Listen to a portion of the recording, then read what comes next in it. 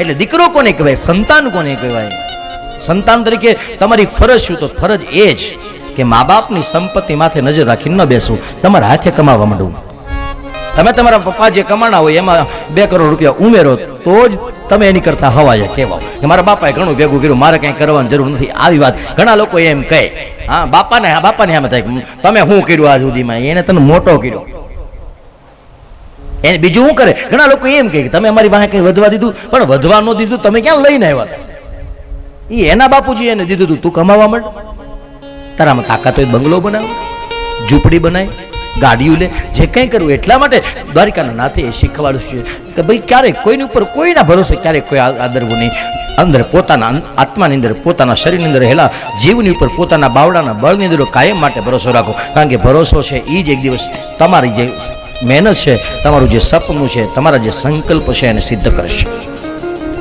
રખે ને બીજો કોઈ નહીં.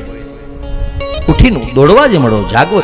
સૂર્યની વીંટી પહેરી લીધે ખાલી મેળ ન આવે, સવારે 6 વાગે ઉઠવું પડે તો સૂર્ય પાવરફુલ થાય. ચંદ્રમાની વીંટી પહેરી લીધે પછી વીંટી પહેરી લો એટલે તરત ગુસ્સો શાંત કરીને થઈ એવું ન હોય.